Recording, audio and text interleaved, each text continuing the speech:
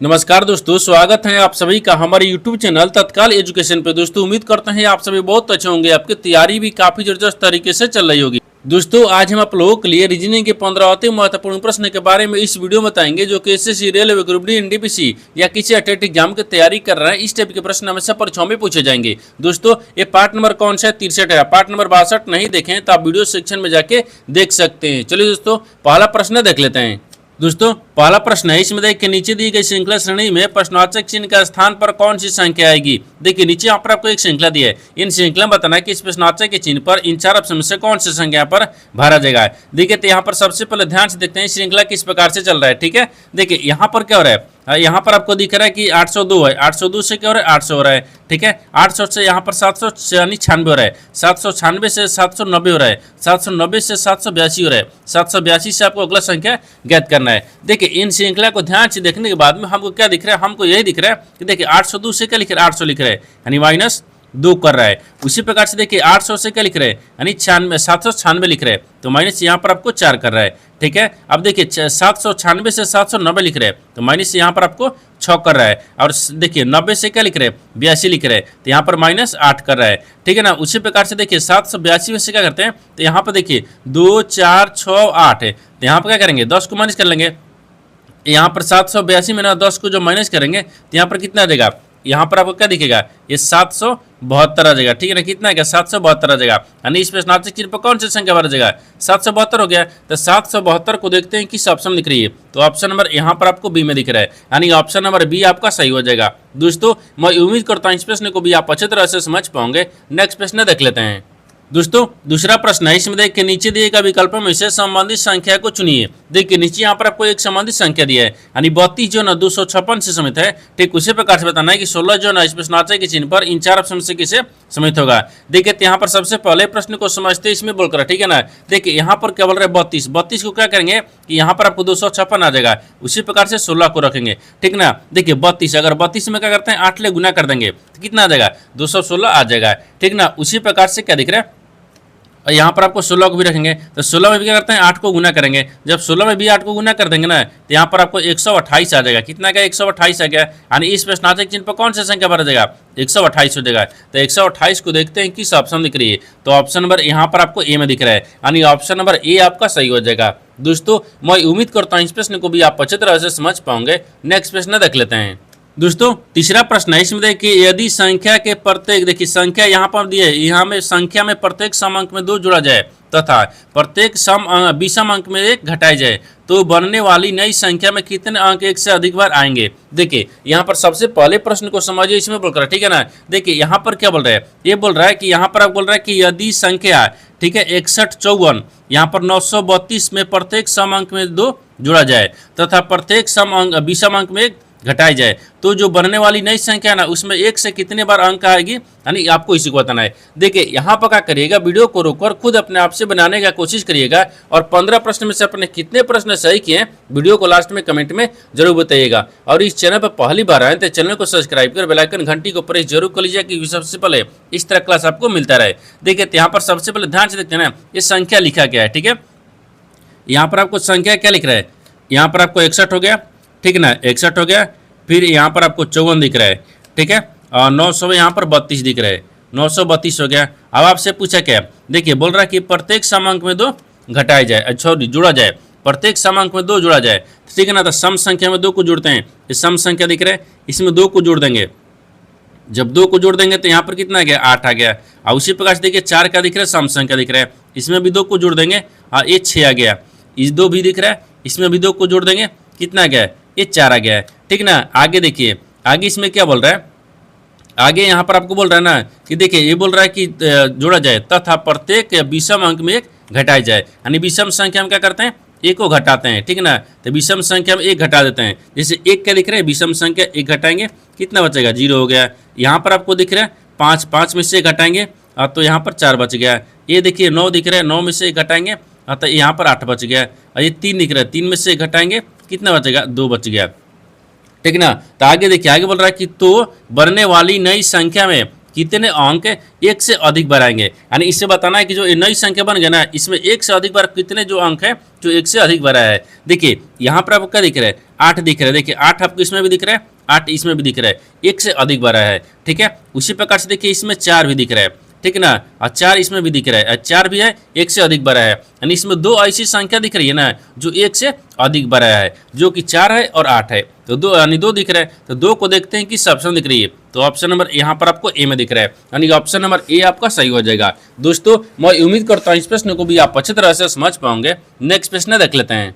दोस्तों 4 नंबर प्रश्न है, इसमें देखिए एक निश्चित कूट भाषा में देखिए STA यानी टी को यहाँ पर PPXP लिखा जाता है, उसी कूट भाषा में यानी VOID को कैसे लिखा जाएगा। देखिए यहाँ पर सबसे पहले प्रश्न को समझते हैं, इसमें बोल कर, ठीक है ना। देखिए यहाँ पर क्या बोल रहा है, एक निश्चित कूट भाषा दी है जिसमें देखिए STA को क्या लिख रहा है, यानी PPXP लिख रहा है, ठीक है ना। उसी कूट भाषा में VOID को बताना कैसे लिखा जाएगा। तो सबसे पहले यहाँ पर ध्यान से देखते हैं। देखिए S लिख रहा है, T लिख रहा है, A लिख रहा है, फिर T लिख रहा है। इनको क्या लिख रहा है, देखिए P लिख रहा है, फिर P लिख रहा है, फिर X लिख रहा है, फिर P लिख रहा है। उसी कूट भाषा में बताना है क्या, देखिए VOI और D दिख रहा है, इनको भी क्या लिखा जाएगा आपको इसी को बताना है। देखिए P से क्या लिख रहा है, सॉरी यानी S ले क्या लिख रहा है, P लिख रहा है। तो S ले जब P लिख रहा है ना, तो यहाँ पर माइनस क्या कर रहा है, 3 कर दे रहा है। और T से क्या लिख रहा है, P लिख रहा है, तो इसमें भी क्या करते हैं माइनस, यहाँ पर आपको 4 कर दे रहा है। देखिए A से क्या लिख रहा है, X लिख रहा है, ठीक है। A से क्या लिख रहा है, 1 लिख रहा है, इसमें भी क्या कर रहा है यहाँ पर माइनस, ये 3 कर दे रहा है, ठीक है। माइनस क्या कर रहा है, 3 कर रहा है। उसी प्रकार से देखिए T से क्या लिख रहा है, P लिख रहा है, तो T से P लिख रहा है, तो यहाँ पर माइनस 4 कर रहा है, ठीक है, माइनस 4 कर रहा है। देखिए कैसे लिख रहा है, यानी 3 माइनस कर रहा है, फिर 4 माइनस कर रहा है, फिर 3 कर रहा है, फिर 4 कर रहा है, यानी 3 और 4 दोनों को माइनस कर रहा है। उसी प्रकार से ना क्या करेंगे ना, इसको भी रख लेते हैं, ठीक है ना। देखिए यहाँ पर करना कुछ नहीं है, यानी V दिख रहा है, V में क्या करते हैं -3 कर लेंगे। जब V में -3 करेंगे ना, तो यहाँ पर आपको S आ जाएगा, ठीक है ना। अब ये दिख रहा है O दिख रहा है, O में क्या करना है, हमको 4 माइनस करना है। जब O में 4 माइनस कर लेंगे तो यहाँ पर कितना आ जाएगा, एक K आ जाएगा, ठीक है। उसी प्रकार से I दिख रहा है, I में भी क्या करते हैं, 3 को माइनस कर लेंगे। जब I में 3 को माइनस कर लेंगे, यहाँ पर आपको F आ जाएगा, ठीक है। अब ये D दिख रहा है, तो D में भी क्या करते हैं, 4 को माइनस करते हैं। तो D में भी 4 को माइनस करेंगे, तो यहाँ पर कितना आ जाएगा, ये Z आ जाएगा। कितना गया, Z आ गया है। तो आपसे वही पूछा था कि देखिए VOID को कैसे लिखा जाएगा। देखिए SK यानी FZ लिखा जाएगा। तो देखते हैं कि SK FZ किस ऑप्शन में लिख रहे हैं, SK होना चाहिए, इसमें नहीं दिख रहा है, यानी SK, हाँ SK E आ गया ना, नहीं हो रहा है। देखिए FZ, हाँ SK FZ यानी ऑप्शन नंबर बी में दिख रहा है, यानी ऑप्शन नंबर बी आपका सही हो जाएगा। दोस्तों मैं उम्मीद करता हूँ इस प्रश्न को भी आप अच्छे तरह से समझ पाओगे। नेक्स्ट प्रश्न रख लेते हैं। दोस्तों 5 नंबर प्रश्न है, इसमें देखिए नीचे एक पासे के 2 स्थितियां दी गई हैं, यानी 5 वाले फलक के विपरीत फलक पर निम्नलिखित में से विकल्पों में से क्या आएगा। देखिए यहाँ पर सब पहले प्रश्न समझिए, इसमें बोल कर, ठीक है ना। देखिए यहाँ पर क्या बोल रहा है, एक ही पासे के यहाँ पर 2 स्थितियों को दर्शाया गया है, जिसमें आपसे पूछा है कि 5 वाले विपरीत के फलक पर कौन सा विपरीत आपको आएगी, आपको इसी को बताना है। देखिए यहाँ पर क्या करिएगा, ये देखिए ये जो दिख रहा है ना, एक ही पासे के जब 2 स्थितियां दिख रहा है, तो यहाँ पर जब एक ही पासे में 2 स्थितियों में क्या करेंगे, दोनों में एक कॉमन मिलाएंगे, ठीक है। यहाँ पर आपको कौन मिलेंगे, जहां से आपको कौन मिलेगा वहां से घड़ी की दिशा में चलते हैं। जैसे देखिए इन दोनों में क्या दिख रहा है, देखिए इसमें भी आपको 6 दिख रहा है, इसमें भी आपको 6 दिख रहा है, यहाँ पर 6 हो गया, यानी 6 का विपरीत क्या दिख रहा है, 6 हो जाएगा। अब जहां से कौन मिलेगा वहां से घड़ी की दिशा में चलेंगे, तो जिससे यहाँ पर देखिए 6 के बाद में 5 आ गया, 5 के बाद में 1 आ गया, देखिए यहाँ पर 5 आ गया, फिर 1 आ गया, ठीक है ना। ये आपको यहाँ पर भी विपरीत को रख लेंगे। उसी प्रकार से देखिए दूसरा दिख रहा है, और दूसरा में भी आपको 2 के बाद में क्या, 6 के बाद में क्या दिख रहा है, 3 दिख रहा है, और 3 के बाद में यहाँ पर क्या दिख रहा है, 2 दिख रहा है, तो यहाँ पर आपको 2 हो जाएगा। तो आपसे पूछा क्या है, आपसे पूछा कि 5 वाले फलक के विपरीत फलक पर निम्नलिखित विकल्पों में से क्या आएगा। तो देखिए यहाँ पर आपको 5 दिख रहा है, यानी 5 के विपरीत क्या दिख रहा है, तो 5 के विपरीत यहाँ पर आपको 3 दिख रहा है, क्या दिख रहा है, 3 दिख रहा है। तो 5 के विपरीत 3 हो जाएगा। तो 3 को देखते हैं किस ऑप्शन में दिख रही है, यानी ऑप्शन नंबर किस में दिख रहा है, यानी ऑप्शन नंबर सी में दिख रहा है, यानी ऑप्शन नंबर सी आपका सही हो जाएगा। दोस्तों मैं उम्मीद करता हूँ इस प्रश्न को भी आप अच्छी तरह से समझ पाओगे। नेक्स्ट प्रश्न देख लेते हैं। दोस्तों 4वां प्रश्न है, इसमें देखिए कि जब दर्पण को दर्शाए अनुसार यानी एमेन पर रखा जाता है तो दी गई आकृति के सही दर्पण प्रतिबिंब का चयन करें। देखिए यहाँ पर सबसे पहले प्रश्न को समझिए, इसमें बोलकर, ठीक है ना। देखिए यहाँ पर क्या बोल रहा है कि एक आकृति दिया है, मान लीजिए इस आकृति को हम जब इस दर्पण में देखेंगे ना, ये किस प्रकार से दिखेगा आपको इसी को बताना है। तो यहाँ पर सबसे पहले ध्यान से देखते हैं कि जो आकृति है ना, जो आपको अक्षर लिखा गया है, उसको क्या करते हैं, एमेन पर रखा जाता है, ठीक है। देखिए यहाँ पर आपको एम एन दिया है, इस पर क्या करेंगे, इसके आकृति पर देखेंगे। देखिए जब इस आकृति टोटल लिखा है, इन आकृति को हम इस दर्पण में देखते हैं, देखने के बाद में देखें क्या लिख रहा है, ठीक है ना। देखिए यहाँ पर आपको एल लिख रहा है, मान लीजिए आई है, ठीक है, तो आई हो गया, यहाँ पर आपको आई रख लेते हैं। आई को अब देखिए यहाँ पर आपको जी दिख रहा है, जब जी को इस दर्पण में देखेंगे ना तो देखिए आपको ऐसे दिख जाएगा, ठीक है। अगर एफ को देखिएगा तो एफ आपको इस प्रकार से आ जाएगा, ठीक है ना। और सी को देखिएगा तो सी आपको इस प्रकार से आ जाएगा, और बी को देखिएगा तो यहाँ पर अगर क्या बन रहा है, बी बन रहा है, तो इधर से क्या बनेगा, ये डी बन जाएगा, ठीक है ना। इस तरह से बन जाएगा, यानी इस देखिए ये आपको वास्तविक आकृति होगा। जब इस आकृति को हम जब इस दर्पण में देखेंगे, देखिए इस तरह से दिख जाएगा। तो इस तरह की जो आकृति है ना, वो देखते हैं किस ऑप्शन में दिख रही है, ठीक है ना। इस तरह का आकृति यानी पहले आई आना चाहिए, फिर जी आना चाहिए। देखिए आई तो आ रहा है, लेकिन जी आपको उल्टा लिख नहीं रहा है, सीधा लिख रहा है। एफ भी आपको सीधा लिख रहा है, यानी इसका मतलब ये नहीं होगा, ठीक है ना। दूसरा में देखते हैं, दूसरा में आई लिख रहा है, जी लिख रहा है, एफ लिख रहा है, सी लिख रहा है, डी लिख रहा है। हाँ, ऑप्शन नंबर बी में दिख रहा है, यानी ऑप्शन नंबर बी आपका सही हो जाएगा। दोस्तों मैं उम्मीद करता हूँ इस प्रश्न को भी आप अच्छी तरह से समझ पाओगे। नेक्स्ट प्रश्न देख लेते हैं।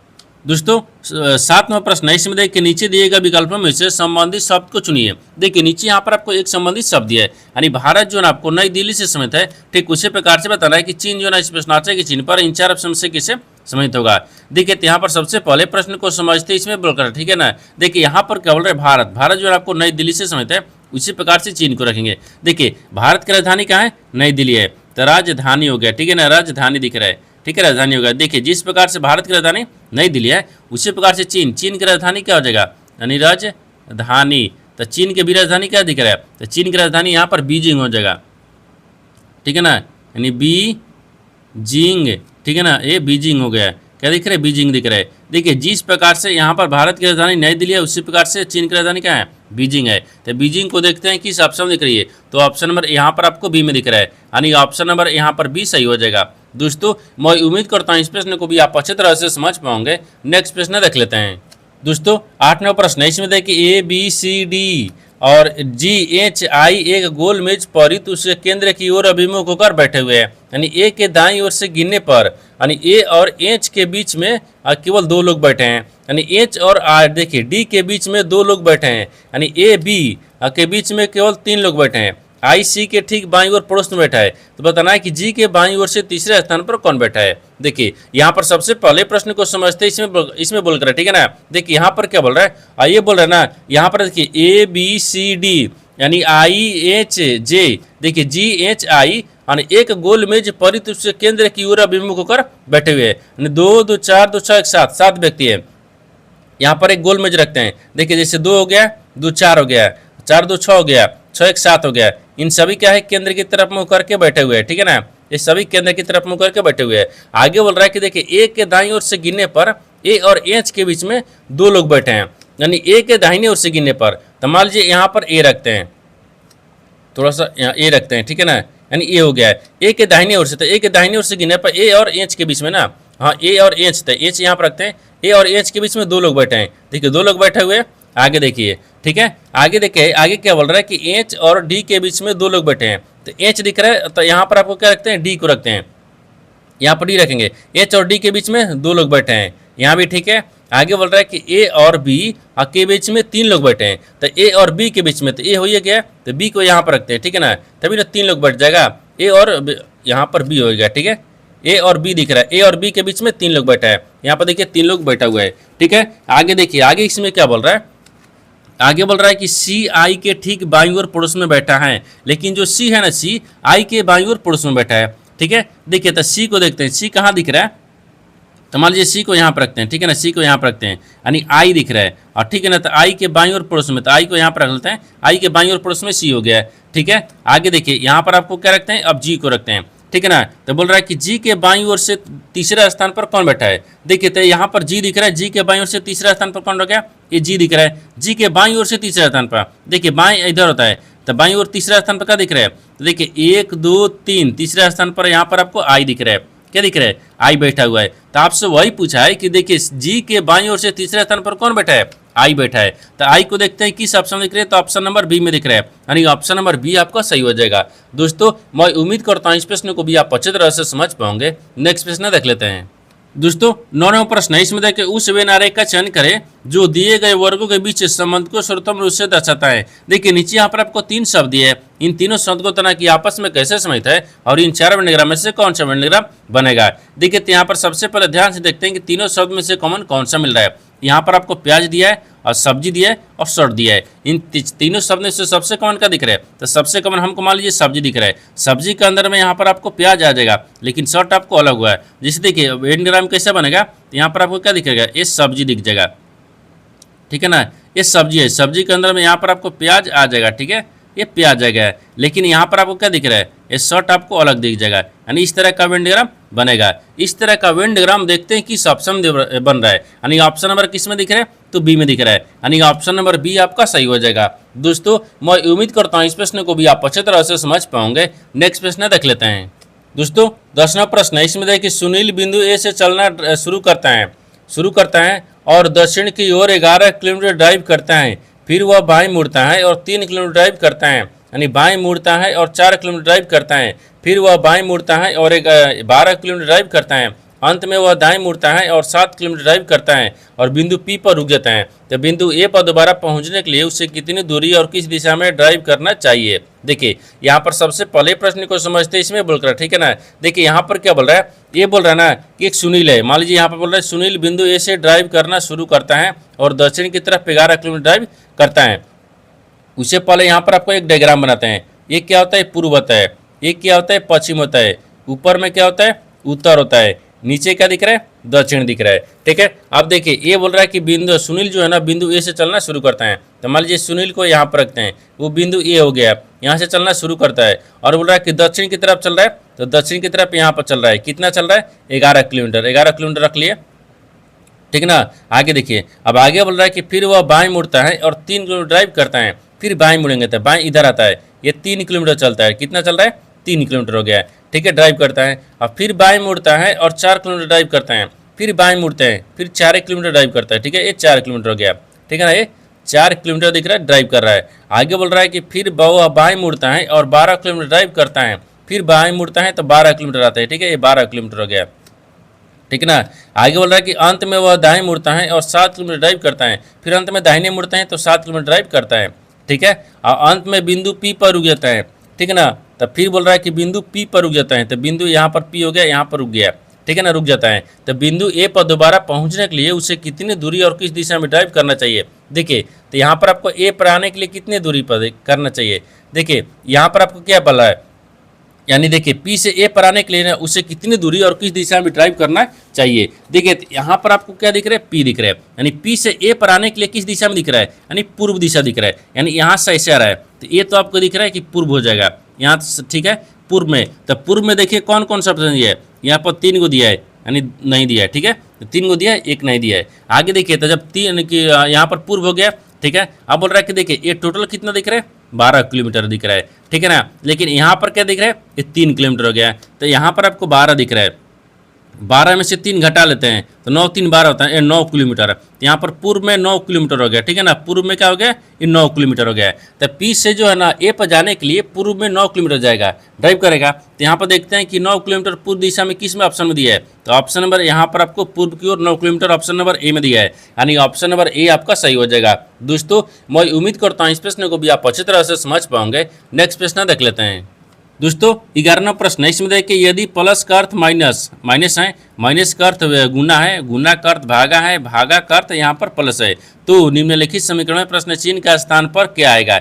देखिए यहाँ पर सबसे पहले प्रश्न को समझते इसमें बोल कर, ठीक है ना। देखिए यहाँ पर क्या बोल रहा है, ये बोल रहा है कि एक समीकरण दिया है, इन समीकरणों को सही बनाने के लिए इन चिन्ह को आपस में बदलना होगा। चिन्ह को बदलने के बाद में समीकरणों को सही बनाएंगे। तो सबसे पहले क्या करते हैं, चिन्ह को बदलते हैं। देखिए यहाँ बोल रहा है कि यदि ए का यानी प्लस का अर्थ क्या दिख रहा है, माइनस है, तो प्लस की जगह कहाँ दिया है, इसके जगह पर माइनस रखते हैं। और बोल रहा है कि माइनस का अर्थ गुना है, तो माइनस की जगह पर गुना रखते हैं।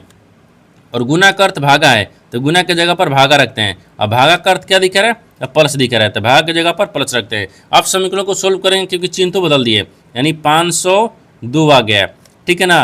अब फिर प्लस में दिख रहा है 78 दिख रहा है, फिर यहाँ पर माइनस दिख रहा है 2 हो गया है, फिर गुने 200 ना, यहाँ पर 258 दिख रहा है, तो 200, ठीक है, और 258 हो गया है। फिर भागा कितना दिख रहा है, 2 दिख रहा है, ये प्रश्नार्थक चिन्ह। देखिए इनको भाग करेंगे तो 2 एक मर्त में ये 2 एक मर्त में हो गया, अब फिर यहाँ पर 2 चौके 8 हो गया, तो नहीं, तो फिर यहाँ पर आपको 2 एक मर्त में हो गया, तो 2 दूनी के 4 रखते हैं, और फिर 9 दूनी का 18 होता है, यानी 129 आ गया।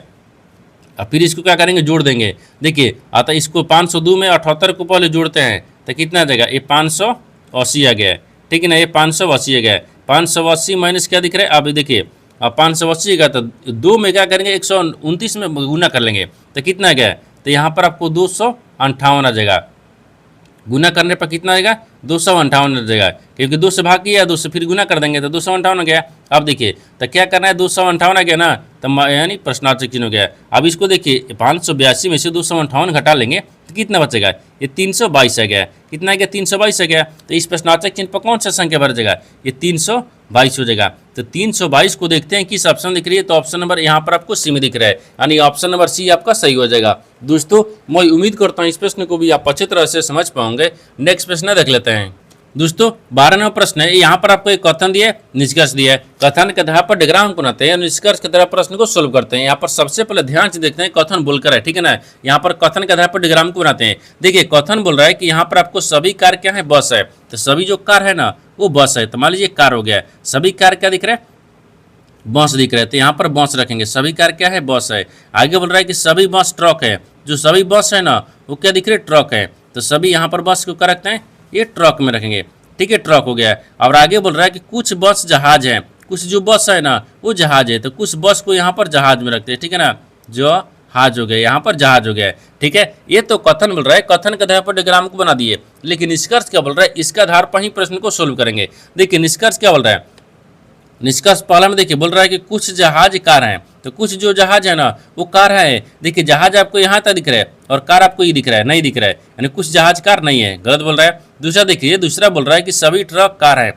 जो सभी ट्रक है, देखिए सभी ट्रक कार दिख रहा है, सभी ट्रक क्या दिख रहा है, कार दिख रहा है, नहीं, सभी कार के अंदर में ट्रक नहीं है, यानी ट्रक के अंदर में कार है, यानी इसका मतलब कि ये भी आपको गलत बोल रहा है। 1 और 2 दोनों गलत बोल रहा है, तो यहाँ पर क्या हो जाएगा, ऑप्शन नंबर सी दिख रहा है, न तो निष्कर्ष 1 और न ही 2 अनुसरण करता है, यानी ऑप्शन नंबर सी आपका सही हो जाएगा। दोस्तों मैं उम्मीद करता हूँ इस प्रश्न को भी आप अच्छी तरह से समझ पाओगे। नेक्स्ट प्रश्न देख लेते हैं। दोस्तों 13वां प्रश्न है, इसमें कि एक देश का अंकित मूल्य 7725 है, तो क्रय मूल्य से 25% अधिक है, तो इसे अंकित मूल्य, ठीक है ना, 4% की छूट पर बेच देता है, तो लाभ प्रतिशत ज्ञात कीजिए। देखिए यहाँ पर सबसे पहले प्रश्न को समझिए, इसमें बोल कर है, ठीक है ना। देखिए यहाँ पर क्या बोल रहा है, मान लीजिए एक देश का जो अंकित मूल्य है ना वो 7725 रुपये है, उस पर क्रय मूल्य पर 25% अधिक होता है। अब बोल रहा है कि अंकित मूल्य पर 4% की छूट भी दे देता है, ताकि लाभ प्रतिशत कितना होगा आपको इसी को बताना है। तो देखिए मान लीजिए यहाँ पर अंकित मूल्य हो गया, तो ये रखते हैं 7700 कितना है, 25 रुपये है, 7725 अंकित मूल्य हो गया है। आपसे क्या पूछ रहा है, आप क्रय मूल्य, तो क्रय मूल्य यानी सीपी हो गया, ठीक है ना, क्रय मूल्य मतलब सीपी हो गया, तो सीपी कितना दिख रहा है, तो 7700 यहाँ पर लिखते हैं, ठीक है ना, 7725 हो गया, ठीक है। 7725 गुने क्या करते हैं, 100 कर लेते हैं, ठीक है ना, और बाटा में क्या करेंगे 125, क्योंकि यहाँ पर आपको बोल रहा है 25% अधिक है, तो 125 हो गया, ठीक है ना। अब इसको सोल्व करेंगे, जैसे यहाँ पर आपको इसको गुना कर लेंगे, देखिए 7725 हो गया है, ठीक है ना, अब आटा में 00 हो गया है, फिर इसमें क्या करेंगे, अब 125 ले भाग करेंगे, इसको भाग कर लेंगे तो कितना बचेगा, यानी 6180 आ जाएगा, यानी 6180 रुपये आ गया है, ठीक है ना। एक क्या आ गया, एक क्रय मूल्य आ गया, ठीक है। अब फिर क्या करते हैं, विक्रय मूल्य निकालते हैं, तो देखिए यहाँ पर आपको अब विक्रय मूल्य मतलब एसपी आ गया, ठीक है ना, तो बेचना भी है ना, तो एसपी दिख रहा है, तो देखिए एसपी बराबर क्या दिखेगा, तो यहाँ पर वही दिखेगा 7725, ठीक है, 7725 गुने बाटा में 100 रखेंगे, ठीक है ना। अभी देखिए माइनस बोल रहा है कि 4% छूट दी जाती है, तो जब 100 में 4 को क्या करते हैं माइनस कर लेंगे, तो यहाँ पर पहले क्या करते हैं, हाँ 100 रख लेते हैं, ठीक है ना। हम माइनस क्या करते हैं, तो 4 यहाँ पर माइनस भी करना है ना, तो 100 नहीं 100 में से जब 4 माइनस करेंगे तो यहाँ पर 96 आ जाएगा ना, 96 आ गया। अब यहाँ पर भी क्या करते हैं, बराबर रखते हैं। देखिए 100 क्या दिख रहा है, 7725 हो गया, ठीक है ना। अब फिर यहाँ पर क्या करेंगे, 00 कर देते हैं, फिर यहाँ पर आपको 96 से भाग करेंगे, ठीक है ना, ये भी कट जाएगा, ये कितना मर्त में कट गया, ये आपको कटेगा 74, यहाँ पर आपको 16 मर्त में कट गया, ठीक है। अब इतना मर्त में आ गया, देखिए यहाँ पर एसपी सीपी क्रय मूल्य भी आ गया, विक्रय मूल्य भी आ गया। अब क्या करना है, लाभ प्रतिशत ज्ञात कर देना है, तो लाभ प्रतिशत बराबर क्या होता है, देखिए यहाँ पर आपको लाभ, ठीक है ना, लाभ प्रतिशत, ठीक है। तो लाभ प्रतिशत बराबर क्या करते हैं, तो लाभ प्रतिशत बराबर होता है, देखिए यहाँ पर 7416 दिख रहा है, ठीक है, और माइनस क्या दिख रहा है 6100 ना, यहाँ पर आपको दिख रहा है कि 6100 यानी 6180 रुपये है। अब इसको फिर क्या करेंगे 7480, यहाँ पर 100 फिर 80 करेंगे, ठीक है ना, 180 आ गया। देखिए यहाँ पर लाभ प्रतिशत बराबर है कि यहाँ पर आपको क्या दिख रहा है, यानी CP माइनस SP हो गया, फिर बटा में CP और गुने क्या करते हैं 100 कर लेंगे, ठीक है ना, ये गुना 100 हो गया। अब इसको सोल्व करेंगे, ठीक है। अब देखिए इसको सोल्व करेंगे तो कितना गया, यहाँ पर देखिए लिख लेते हैं, ठीक है ना, यहाँ पर लिखते हैं। अब ये देखिए 7416 में से क्या कर देंगे 6180 घटा लेंगे, जब घटाएंगे तो कितना बचेगा, तो यहाँ पर घटाने के बाद में 1236 आ जाएगा, और 1236 में क्या करेंगे यानी 6180 से भाग करेंगे, फिर गुना अभी क्या दिख रहा है 100 दिख जाएगा, ठीक है ना। इसको सोल्व करने के बाद में क्या दिखेगा, यहाँ पर कितना आ जाएगा, ये 20% आ गया, कितना आ गया 20% आ गया, कितना आ गया 20%। तो आपसे वही पूछा है कि लाभ प्रतिशत क्या कीजिए, तो लाभ प्रतिशत कितना आ गया 20%। तो 20% को देखते हैं किस ऑप्शन दिख रही है, तो ऑप्शन नंबर यहाँ पर आपको बी में दिख रहा है, यानी ऑप्शन नंबर बी आपका सही हो जाएगा। दोस्तों मैं उम्मीद करता हूँ इस प्रश्न को भी आप अच्छी तरह से समझ पाओगे। नेक्स्ट प्रश्न देख लेते हैं। दोस्तों 14वां प्रश्न है, इसमें देखिए एक विक्रेता ने, ठीक है, एक विक्रेता ने, देखिए यहाँ पर क्या बोल रहा है, यहाँ पर आपको दिया है कि एक विक्रेता ने, देखिए बोल रहा है एक विक्रेता ने, ठीक है ना, एक विक्रेता ने 1 रुपये में 5 चॉकलेट बेची जिसमें उसे 40% का लाभ हुआ, तो उसमें उसने 1 रुपये में कितनी चॉकलेट खरीदी थी। देखिए यहाँ पर सबसे पहले प्रश्न को समझिए, इसमें बोलकर, ठीक है ना। देखिए यहाँ पर क्या बोल रहा है कि एक विक्रेता है, ठीक है ना, वो 1 रुपये में 5 को चॉकलेट बेच देता है, 1 रुपये में 5 को चॉकलेट बेचा है, ठीक है, तो 40% क्या होता है लाभ हो जाता है, ताकि 1 रुपये में कितना चॉकलेट खरीदा था कि 1 रुपये में 5 को बेच दे रहा है, ठीक ना। तो आपको वही बताना है कि 1 रुपये में कितना चॉकलेट खरीदा था, ठीक है ना। देखिए तो यहाँ पर एक चॉकलेट का क्रय मूल्य निकालते हैं, यहाँ पर आपको एक चॉकलेट हो गया, ठीक है ना, यानी चॉकलेट, एक चॉकलेट का क्रय मूल्य यानी CP, ठीक है, एक क्रय CP हो गया, कितना दिखेगा, तो यहाँ पर आपको CP कितना दिख जाएगा, तो 1/5 रख लेंगे, हाँ 1/5 हो गया, ठीक है, और 1/5 हो गया, फिर गुने क्या करते हैं ना 100 बटा में, यहाँ पर आपको यहाँ पर 140 है, हाँ 40% अधिक है तो 140 हो गया, ठीक है। और देखिए 20 5 से 100 कर देंगे, यहाँ पर भी कर देंगे, 1 0 से 1 0, 7 दूनी के 14 यानी 7, यानी 1/में में कितना आ गया 7 आ गया, ठीक है, 1/में में 7 रुपये आ गया, ठीक है। अब चॉकलेट का क्रय मूल्य निकाले थे, चॉकलेट का भी क्रय मूल्य हो गया, तो एक चॉकलेट आ गया, ठीक है ना। देखिए तो चॉकलेट एक चौक, ठीक है, लेट हो गया, एक चॉकलेट का क्रय मूल्य हो गया, ठीक है, एक क्रय मूल्य हो गया। देखिए चॉकलेट का क्रय मूल्य कितना है, 1/7 गुने 7 हो जाएगा, तो घटेगा तो कितना बचेगा, यानी 1 रुपये आ गया, ठीक है। अब बोल रहा है कि 1 रुपये में कितना खरीदे गए, तो 1 रुपये में कितना खरीदे गए, तो 7 को खरीदा गया। देखिए यानी 1 रुपया में, ठीक है, 1 रुपये में खरीदी, यानी नहीं यहाँ पर खरीदी हो जाएगा ना, यानी खरीदे, ठीक है, खरीदी रखते हैं, ठीक है ना, खरीदी गई, ठीक है, खरीदी गई और चॉकलेट, ठीक है ना, चॉकलेट, ये खरीदी गई चॉकलेट कितना है 7 रुपये, यानी 1 रुपये में कितने चॉकलेट खरीदी गई 7 को खरीदी गई।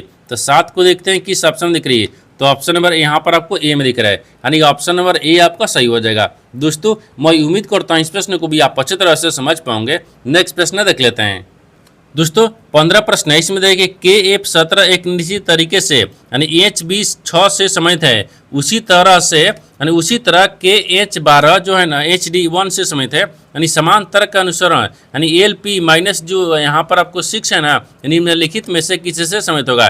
देखिए यहाँ पर सबसे पहले प्रश्न को समझते हैं, इसमें बोलकर, ठीक है ना। देखिए यहाँ पर क्या बोल रहा है, ये बोल रहा है कि KF17 जो ना एक निश्चित तरीके से, देखिए HB यानी 6 से संबंधित है, ठीक है। उसी प्रकार से KH12 जो है ना यानी HD माइनस यानी 1 से संबंधित है। उसी तरीके से बताना है कि LP जो है ना यानी -6 किससे संबंधित होगा। देखिए तो यहाँ पर आपको क्या लिख रहा है, K लिख रहा है, ठीक है, F लिख रहा है, ये माइनस कितना, हाँ हो गया यहाँ पर आपको 17, यानी किससे संबंधित होगा। देखिए H हो गया, ये B दिख रहा है और फिर 6 दिख रहा है, ठीक है ना, इससे संबंधित हो गया। आगे देखिए, आगे बोल रहा है कि यहाँ पर आपको K दिख रहा है, H दिख रहा है और यहाँ पर 12 दिख रहा है, ये किससे संबंधित हो, तो यहाँ पर आपको H हो गया और D हो गया, फिर एक से समेत होगा, ठीक है ना, एक से समेत होगा। उसी प्रकार से बताना है कि देखिए L P और -6 जो है ना इन किससे समेत होगा, ठीक है ना। देखिए यहाँ पर करना कुछ नहीं है, यहाँ पर आपको देखिए कैसे लिख रहा है, यानी K से क्या लिख रहा है, H लिख रहा है। जब K से H लिख रहा है तो K में क्या करते हैं, 3 को माइनस करते हैं, H आ गया। ये क्या लिख रहा है, F लिख रहा है, ई एफ है, तो एफ से क्या लिख रहे हैं, बी लिख रहे हैं, तो एफ में भी क्या करते हैं ना -4 करते हैं, कितना गया, ए बी आ जाएगा। उसी प्रकार से देखिए 17 से क्या लिख रहे हैं, 6 लिख रहा है, तो 17 में क्या करते हैं -11 कर लेंगे, 6 आ गया। ठीक है, उसी प्रकार से के से क्या लिख रहे हैं, एच लिख रहा है, तो यहाँ पर -3 कर रहा है। एच ले क्या लिख रहे हैं, डी लिख रहा है, इसमें माइनस बी क्या कर रहा है, -4 कर रहा है। ठीक है ना, अभी दिख रहे 12 दिख रहा है, तो 12 में क्या करते हैं -11 कर देंगे, एक आ जाएगा। उसी प्रकार से देखिए एल में भी क्या करते हैं, 3 को माइनस कर लेंगे, जब एल में 3 माइनस करेंगे तो आई आ जाएगा। और पी में क्या करते हैं, -4 करेंगे, जब पी में -4 करेंगे तो एल आ जाएगा। अभी देखिए माइनस क्या दिख रहा है, 6 दिख रहा है, तो यहाँ पर -11 में से 6 को घटाएंगे, घटा लेंगे। ठीक है ना, तो माइनस माइनस प्लस हो गया ना, देखिए माइनस और प्लस कितना गया, ये 17 आ गया, कितना गया, 17 आ जाएगा, ये 17 आ गया। तो आपसे कितना दिख रहा है, यानी देखिए आई एल, यानी आपसे वही पूछा है कि देखिए एल पी 6 जो है ना वो किससे समित होगा। देखिए तो यहाँ पर क्या दिख रहा है, यानी आई एल 17 को देखिए किस ऑप्शन में दिख रही है, तो आई एल 17 माइनस में 17 होगा ना, आई एल 17, यानी ऑप्शन नंबर किस में दिख रहा है, सी में दिख रहा है, यानी ऑप्शन नंबर सी आपका सही हो जाएगा। दोस्तों मैं उम्मीद करता हूँ इस प्रश्न को भी आप अच्छी तरह से समझ पाओगे। नेक्स्ट वीडियो में मिलते हैं, तब तक जय हिंद दोस्तों इस चैनल पर पहली बार आए तो चैनल को सब्सक्राइब कर बेल आइकन घंटी को प्रेस जरूर कर लीजिए, क्योंकि सबसे पहले इस तरह क्लास आपको मिलता रहे। और इन सारे प्रश्न का PDF आपको टेलीग्राम पर मिल जाएगा, जो कि इस वीडियो का डिस्क्रिप्शन में लिंक दिया गया है।